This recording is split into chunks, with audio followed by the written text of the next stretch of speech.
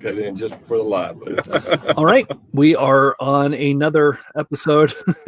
We're on another episode of the Sunshine State. What's the name of my show? Can't even remember. It's been a long day.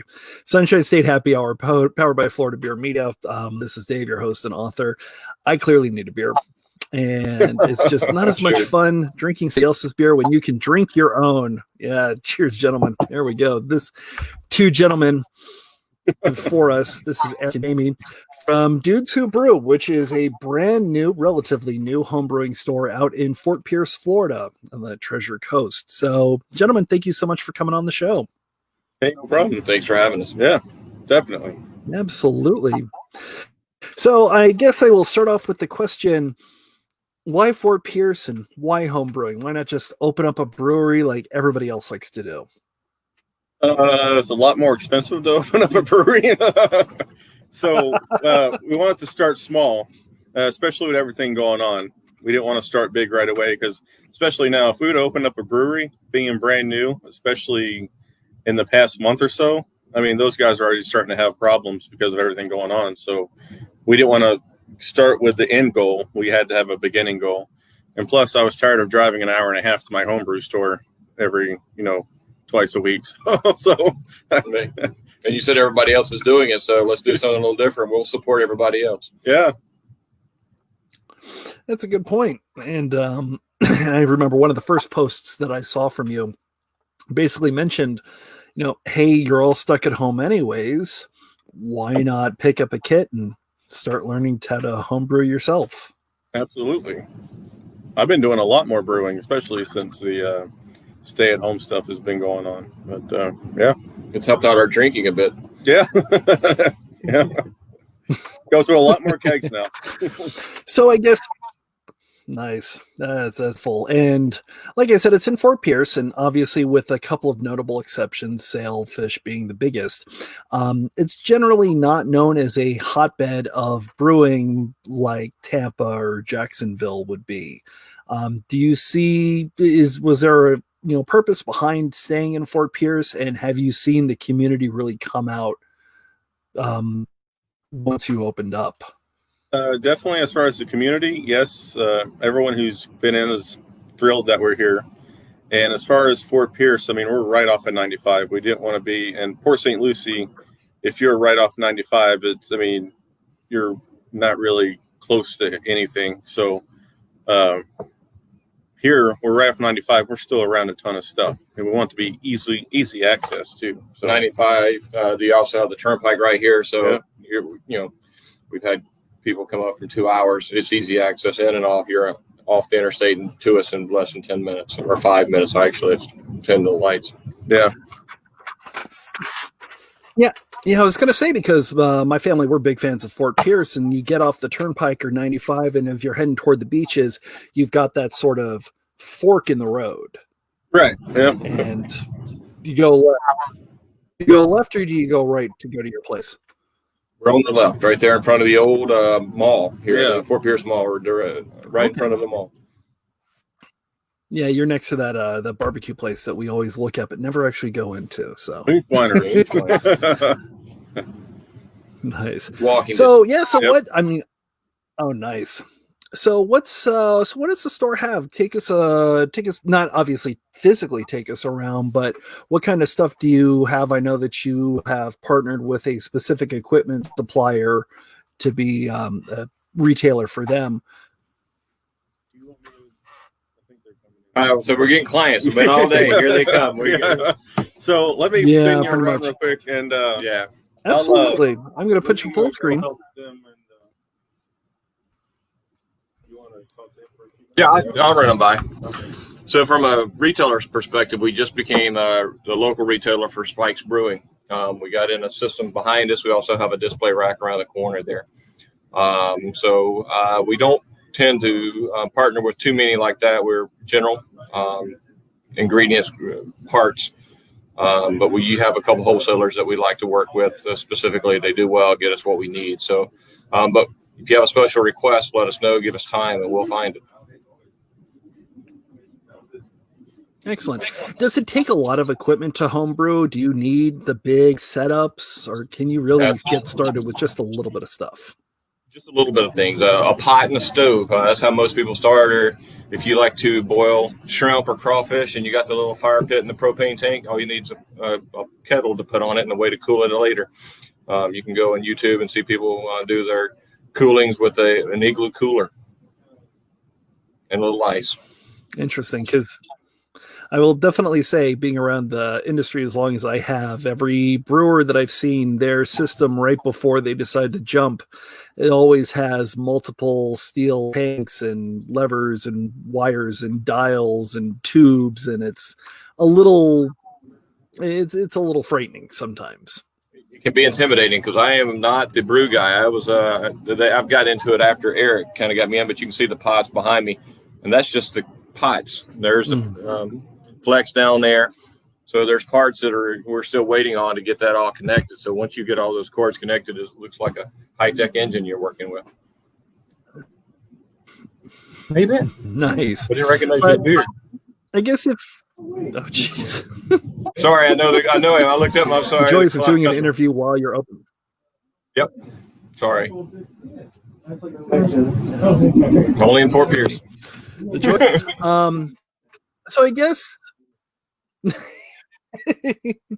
Well, how adventurous does Fort Pierce get? Are you getting a lot of people that are from the local area that really want to push the boundaries, or is it still very much, and I hate to use this phrase, but baby steps? Actually, both. We have some that are coming in and they're full-fledged. They've been doing it for years, and they're glad to have to not do it online ordering because we're right in price with them, and you can get it same day. So that's why people are driving 2 hours. They don't want to wait 3, 4. I think some of the other online brewers takes up to 2 weeks to get some of the stuff in. So it makes it easy. We've had some come in, and they're just, like you said earlier, just their baby steps. They want to know, how do we do this? How do we not do this? And then we have some that they know exactly what they want. They're in and they're out. Interesting. And I know that you are drinking something right now that you crafted, the three of you. It's a pale ale, if I'm correct. Yeah, Aric finished this up last week. I honestly have not even seen the recipe on it. I've been busy I had family in town. I actually had to do a wedding, so I've been kind of out of the loop. So I was hoping for the Kolsch. I like the Kolsch that we brewed, but he surprised me with the pale ale when he told you the name of it early on. So. That's funny. And it's is it something that you are allowed to brew at the location for illustrative purposes, or are you not actually really able to do it, even though it's technically not for sale? It's not going anywhere. We are not a brewery. We do demonstrations. A lot of this is actually done at Aric, one of our houses. So we do some of that, and then we bring it up here and have it for. That's how we come up with our recipes for our monthly. Aric comes up with a good recipe that we like, and he brews at home, and then we have a few samplings here and there for those that obviously of age and or want to see what it's about. So kind of gives you an idea, because that way you know what you can strive for, because it's hard to what am I doing? What's it going to taste like? Especially if you're a newbie going at it, or a beginner, you want to kind of know what your endpoint's going to be, right? So it's a good starter. Interesting. But you said that one of the things that you do have are recipe kits where people can basically just buy the box and go. Is that correct? That is correct. We have 2 kinds of kits. You're going to get the equipment kit. That way, if you don't have, like you said, you had a question earlier asked, does it take a lot? It can take a pot at home if you want to. And there's a few little minor things, or you can buy the full-blown kit to go with it, equipment kit. But then the ingredient kit is separate. That tells you once you get, that's kind of like anything, right? There's a startup cost to it.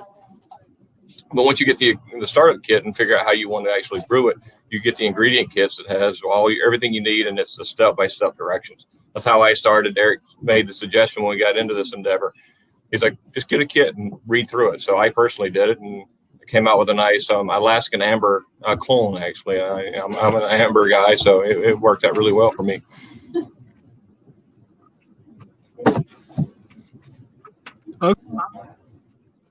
Nice. Now, I've seen some homebrew stores. There used to be one in Melbourne that was really fantastic. They unfortunately closed down not too long ago, but they had some of the pre-made kits, some of the, I guess, the big national kits, and then they actually created some kits of their own, some recipes that they had formulated, and were able to just sell the kit for that in the stores. Is that something that you either have done or are looking to possibly do in the near future? We have both, actually. I say Aric comes up with some recipes of his own that we develop as a brew of the month, and he creates the recipe for it. So if somebody's looking for something they haven't tried before or they like our sampling, we have that. We have the grains, hops. We have everything that you would need in order to put that together for you. And then we also buy kits too. They got a nice white chocolate over there that's going to come up for me next. I want to get it going. So yeah, exactly. That's look on your face. Tell you, I said the same thing. It looks delicious. Okay. So the first one we did was the hibiscus, and it was a great beer. It had, and what was great about it though, and Aric and Scott actually built that in the garage. Color. One of the things about a beer when you look at it is you want to look at the coloration of it. It was a nice lavender purple color. It was a beautiful beer. Tasted excellent as well. So that was our opening beer of the month. Interesting. And obviously, somebody is saying hello to you, by the way. I don't know who Jen Woody is. I'm assuming that you know who that person is. It looks like it's my daughter. Hey, sweetheart. So it's interesting that you have the sort of monthly beers. And have you got requests like, hey, I'd really like to brew this kind of beer? Can I make a Guinness? Can I make don't want to say Michelob? Can I do something like that at home? Is that a place that generally start from? It's up to the clients when they come in. Some have asked, hey, I want a lager. Explain what a lager is and how extensive a lager can be, for instance, because it's a cold fermenting process and it's a cold hold. So, you got to understand what the difference is. So some people come in with this idea of what they want, and we try to explain it to them because, it's like everything else. As I'm a learner, I go through and try to figure out all the equipment. It's important to understand that I can tell you I want to, like you said, I want a lager, I want a Budweiser style beer. And so, but I don't understand how it's made. So it's really important to make sure we explain what's going on, because we want people to be happy. We want people to be happy with the process, because it's a technique. And if you think you can just do it and, this is going to be a simple process, we want people to fail, not because they don't understand it. Well, I guess, are there any styles that are sort of perfect? As a beginner, I should probably go for this because, not because it's necessarily the best flavor, but because it's the most forgiving sort of style for intro brewers. There's the middle of the road. I'm finding this out because I know one of the guys is wanting to do it like a double IPA, for instance, a black double IPA. I'm just reading the recipe on that, and I'm like, this is like rocket science, I'm like, all right, that's not a beginner start, for me. So it just depends on, like you said, there are some just, like you said, classic ambers, maybe an IPA. But you got to understand that too, because even if you brew an IPA at a certain temperature, we did one that had a banana flavor after you finished it, kind of an after bite. But there was no banana added to it. It was because you boil, you held the temperature at a certain range, so the yeast produced that flavoring. So even, like you said, is there certain techniques? Yes, but you can tweak them a little bit to what the person is wanting to brew. If they, so we try to enhance that beginning, saying, hey, if you hold it here or whatever, get a little different flavor from it, and explain that you don't have to add banana to it or any certain spill. You can actually get it from the fermentation. Gotcha. So let's go into the store. I've got a kit. I've got a giant pot.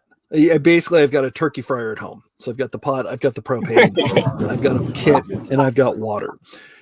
Realistically, what else am I going to need down the line? What else am I really going to need? And what else is sort of nice to have? As a beginner, one of the things I first had to learn about, were you going to do an all grain or are you doing extract? So some of those things you have to really understand the difference between an extract and what an all grain is. Extracts are, to your point, or the prior question was, usually it's probably better for a beginner because all of it's there. You don't quite understand that the extract comes from the all grains early on. And again, I am getting on the borderline. I may have to call Aric over to give some of these answers because as a beginner, I can't go too far into it because, hey, I'm learning too. I'm more like the more like the finance guy. I can do the math and pay the bills and get that ordering and inventory. So when it comes to this brew mastering, I'm going to have to leave some of that to Aric. As far as when you get the warts and all the other, I got a book. I'm still reading the definition on some of it. So, but it's been fun, and that's what's great about it because I'm learning, like you said, like an all grain. You got to build your wort into it, or you can get the extract and add to it. So, from a beginner, that's kind of a beginner answer for me. Well, I guess then if you are a beginner, I'm sure that you have made mistakes. Have you made a mistake that is so egregious that you tell people it's like, don't do what I did. I did this and here's why it failed spectacularly? Because I've got one of those stories too. So Aric just said he heard your question. He said, I did not make a mistake because Aric was assisting. So the biggest mistake I did see was adding. You have to be careful when you add some extracts because sometimes you can burn your coil or you burn your pots. If it's too hot, you can burn off and create a residue in your pots. And you have to be, then you're down scrubbing and Always turn the burner off. Always turn the burner off, like you said, before you pour some of the real syrupy extracts in there, because otherwise you're going to be scrubbing for quite some time. That I did see. So that, yes, that's my interesting. I did not realize that. Yeah. So interesting. I had no idea. So we've got a location, we've got all of the, it's interesting to note that you've got a full range of extracts, but you also have the grains as well. I can, we have about 35 different grains. I'm going to walk with you a little bit. I can kind of walk you through if that's okay. Yeah. I got you on full screen. All right. So you'll see some of the wall of grain here. I'm going to get it up a little bit, and then we can, you can get it by the ounce, by the pound, depending. We have a mill, so if you need them ground, we can grind it down for you to what you need. We have some smaller specialty grains that come in smaller packs. And some of these, if you need to snack it, sometimes the chocolate flavored grains are excellent just to kind of nibble on until you actually can get to your lunch at times. So that's been very exciting to me, is to be able to open these canisters up and get the full smell of what you're really doing. So I grew up on a farm, so it's quite interesting to see. It's and I was going to say, what's that? I was going to say that kind of makes going to a store a little bit better than ordering the stuff online, because you can really get down and dirty with the grain and smell and even taste a little bit what each one's like and sort of tailor your recipe to that, right? It is, and you kind of get the smell of it early on. One of the things about a good beer is the aftertaste, that smell that you kind of inhale after you take a good swig of it. Yeah, exactly. You kind of get that little burn and going through and smelling the grains just like he does, or the hops like he does in the commercials you'll see on TV. You see them smelling that grain or hops. It to me, that's fun. That's probably an exciting part, is showing people what they're doing. Nice. And so you've got the full range of hops. You've got good amount of yeast as well, powdered and liquid. I know that's a big thing. Most of it is liquid. We have a few dry, but as far as most liquids, a little dry. Gotcha. Okay. And he's totally in the back just pouring beer, so I'm going to go ahead and ask him a question. Is there a real big difference we got to between? Do the sample. Yeah. Well, how many people come in not really understanding what's going on, and then after a few samples and after a little bit of discussion, they end up leaving with a kit and kind of wanting to experiment on their own? Yeah, it's kind of a 50-50 of both. Some come in and it becomes a conversation like, hey, I tried this last time, because we have some that come in and they want to try yours, and we've offered, like, hey, if you got one on brew, we have a couple locals that do, and they'll bring us a bottle. Hey, we got this last week, why don't you try it? So it becomes a back and forth at times, and then, which is really great about the shop. And one thing about being here is that people want, because it's a craft, right? we want to show off what we've done. Mm-hmm. Just like if you have a car, you're going to show it off. You're going to show your neighbors what you've done to it. Same thing with beer making. If you make something you really like, and we have a lot of bottlers, so they'll bring us a bottle or two, and we have somebody who makes their own labels. They'll come in and just want, hey, you mind hanging out with us and drinking a beer here or there? So. Interesting. Are there any plans to maybe do home brewing bottle shares to where people that have come over and either grabbed your recipes or used your materials for their own recipes to sort of share and rate and trade best practices? Actually, I don't know if Eric's talked about it. I have not heard much about it, but we do here in the shop even, and that's kind of what he's doing right now, is just kind of sharing practice with the clients that are in the office here. So, and what do you do? Especially those who have been doing a while. We have some that are like, we just throw everything in there because we want to see what turns out, So, and then we have some that are very rigid in how they do it. So it's interesting in watching people, their mannerisms dictate how they brew beer. Interesting. Never thought of that. And then, of course, obviously, you're maybe 10 minutes away from Sailfish, and not too terribly far away. You've got places like Side Door, and kind of go a little bit farther. You've got some other places, both north and south. Are there a lot of people that go to visit those places, and then it's like they'll come to you and say, hey, I was just here, I had this kind of beer that got me interested in brewing either that? We work closely with Alvarado. We have some dealings with Sailfish, and even we had some down in Hop Life down in Port St. Lucie. Are you back? Sorry, I think we froze for a minute. And it's kind of on the reverse. They're telling us they're going over there and stuff. Yep. No, we're good. We're good. Can you hear me? You're good? Okay. Yep, so they came here first prior to going there. So it's been interesting. We've got to be good friends with some, and a few of them are bringing a few things like, hey, this is what we're trying now. Or, it's a very sharing culture when you get into this, arena of homebrewing. Nobody's really been, it's not like I'm going fishing. I'm not telling anybody my fishing spot. It's a very collaborative type of environment for homebrewers. And there's my tail I brought from the house. Oh, Sky just got here. So you want to jump in here? Aric made me talk for 25 minutes. Interesting. I know. Imagine that. Me talking about brewing for 25 minutes. I'm excited. How are you? This is Sky. Sorry.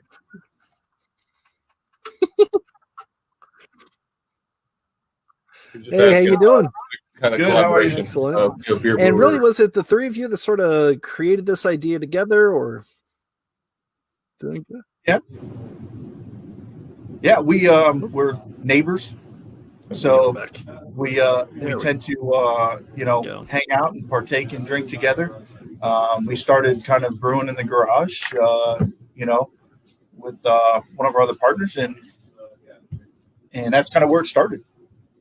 So we got kind of into the homebrew, and then we from there just kind of expanded and decided, man, what better opportunity than to open up a store local, and number one, support other beer members in the community, and it's something that we love to do and share our passion. No, you want in the picture? Come on, man.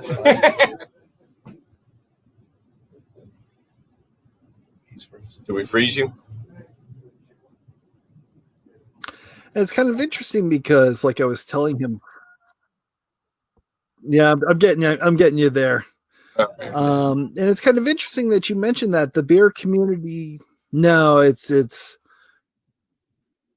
my. I'm trying to switch between all the different layouts, and one of them is just not working for me. There we go. Yeah, I was saying Fort Pierce, like I was saying, Fort Pierce is for crap, but it's there. It seems to be a lot more vibrant than I think people give it credit for. There's a lot. And I'm amazed. I was amazed, honestly, how many hey, we saw your sign on the road and stopped, and just coming in off of Virginia here at Okeechobee, I was very surprised at how many actually just pulled in because they saw our sign on the road. Because at first you think Fort Pierce home brewing, you just never know who's going to be brewing in their garage. You never who's in there, or got a shed in the back that they're brewing beer in.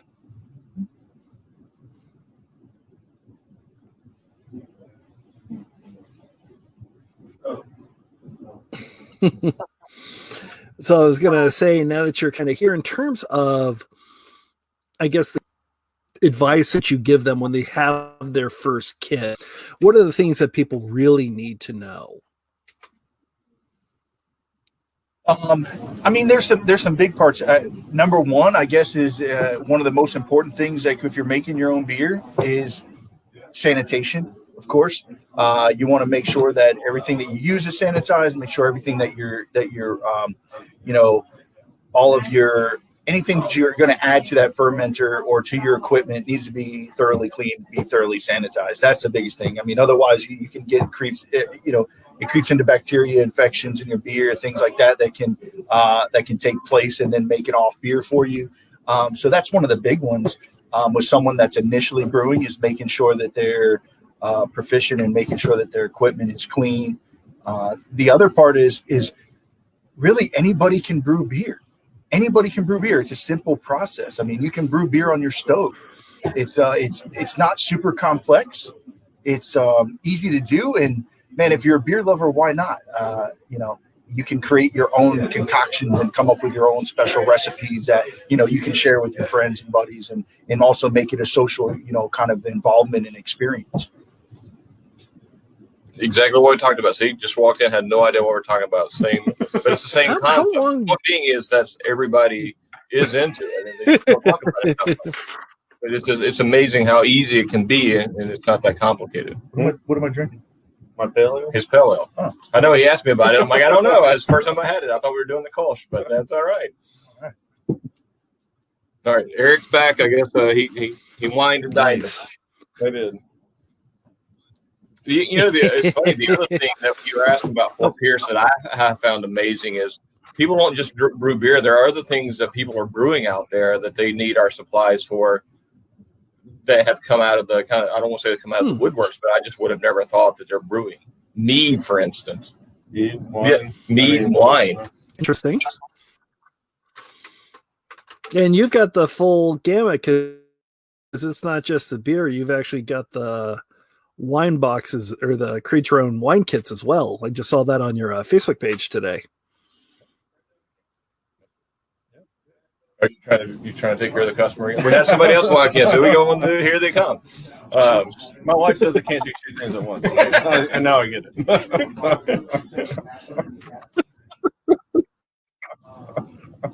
So I hate to ask this question, but how much more difficult is it to make wine than beer? She's the winemaker. So wine, there's no boiling process. I was actually trying to get her to start doing maybe some winemaking classes. And she came to make a wine, and within 15 minutes, she had it in the fermenter, and it was done. Yeah. And I go, I'm going to need you to drag this out by at least an hour or something, because beer making, even one of these systems, I got one of these at my house. I can make a beer in 3 hours, but 15 minutes and it's in the fermenter. And I was like, okay. So I think what we're going to do is she's going to start having a wine at the end, and that way they can make a wine and get it fermenting, and then she can show them the ending stage and bottle the wine also that she already has ready. And that way she can, put the class out and everything. That way it's not just a 15-minute class. The fermenting takes longer, obviously. It's going to sit there for a while. So it's a much longer process before you can bottle. Yeah. It actually leads me to a really good question, because obviously with the beer, the cooking process, for lack of a better term, takes a long time. But what about the finishing? How are you actually going to be putting your beer into something? Do you need a whole lot of equipment for that? You need a racking cane and a piece of tubing, and all you do is you rack it from a fermenter into a bottling bucket. What's racking mean, though? Well, transferring, I guess. All right, there you go. I'm speaking beer language. I guess. There's some movies out there. I'm like, what's racking at? Mean a lot of things. So, our kits, they come with everything you need. They come with the moving device from one bucket to another, and then they come with a bottling spigot. And so, it's not much that you need to bottle the beer. You just need the bottles, and all of our recipe kits come with the bottle caps. So you just have to come back with the bottle. So our equipment kits and the recipe kits come with everything you could possibly need to make a beer with, except for the bottles. Interesting. Yeah, he was saying that I like the fact that you've got the recipe kits that you create on a monthly basis and change those out. How long does it take to make a recipe kit? Well, we have a recipe of the month, but I'm learning it's the recipe of the 2 weeks because usually only lasts in the keg for about 2 weeks when we're giving out samples, and that way, if people like it, then they get the recipe for it. But my recipe book, I don't know, I've probably got 15, 20 recipes, maybe 19 drinkable recipes. Some of them I wouldn't touch, but okay. Yeah. We're still waiting on that one bottle of carbonate. Yeah, I mean, a pretty high alcohol Not gonna IPA, make it. and Not gonna make it. it's not cooperating when I bottled it. I shouldn't have bottled it. Should have kegged it, but I didn't have an open keg, so I bottled it. So. I was asking him, I've got my horror stories, but do you have any like major horror stories that if somebody comes in and they want to get started, you are able to give them the don't do this because don't do what I've done sort of speech? Man, I don't. I told him about always turn the burner off when you add the extract, or else you're going to scorch the bottom of the pot. Done that a few times, and you got to let it soak in PBW for almost 48 hours before it comes out. When you add mangoes to a beer, I learned this. I made 5 gallons of it was a mango ale that I made, and I used 5 pounds of mango. Maybe do 2 pounds, because what I tasted like I was drinking pure carbonated mango juice. I think you even almost chucked it up. I ended up dumping it because every time I looked at the tap handle, I got nauseous. So I wouldn't. Definitely be careful when you're adding fruit. That's funny. Mango's a pretty powerful fruit, and That's it took amazing. over the whole beer. And then, of course, so it's kind of amazing. Excellent. Any last minute things that people need to know? Obviously, you've got your location. Well, we've got the website right here for everybody to be able to see. And I know that you were on the KVJ, or your advertisements were on the KVJ show for a little while. Do you have any deals running in the foreseeable future? Obviously, since everybody's stuck at home and has plenty of time. Like I said, we're doing 15% off our equipment kits, beer and wine, until the end of July. And then I think that's it for right now. Just 15% off. But we're doing some coupon books up in Vero. Up in the Vero, but yep. Yeah, I know we're doing that. But other than that, I mean, we do have we offer classes too. You had mentioned earlier about people brewing. We're actually starting up. We're beginner classes, so you can come in, sign up. You come in for a 3-hour tour, kind of like Gilligan's Island there. Yeah. And you brew it, and then you come back 2 weeks later, and we go through the bottling process with you, and you get to walk out with what you brewed. Yeah. So we had a class 2 weeks ago. Yeah, from KVJ 2 weeks ago Saturday. They're coming back this Saturday to bottle the beer that they made, and then an hour later, the new class is coming in to make their beer. That's amazing. What did that first class make? They made a Hefeweizen, I think. Yeah, it was a Hefeweizen. Yeah. That's funny. Excellent. So well, gentlemen, thank you so much for coming on the Sunshine State Happy Hour. Oh, thanks for having us. I was going to try to get the new class to make a white chocolate stout because he's been eyeballing. Oh, don't get my stout away. I told him about it already. The other thing you were asking quick question. Fermenting. Yeah. Be careful when you allow it to ferment. Don't let it blow because that's probably the biggest horror stories we've heard, especially people having them out in their refrigerators in the back, and the shed come back and it looks like a bomb blew up in there when the fermenter didn't bubble it correctly, and so it blew the top. So that was probably the biggest one we've heard. Yep, definitely. Don't fill up your fermenter too much. That is. Leave a little bit of headspace in there. That's right. Fermenter, or the blow off valve, I did not.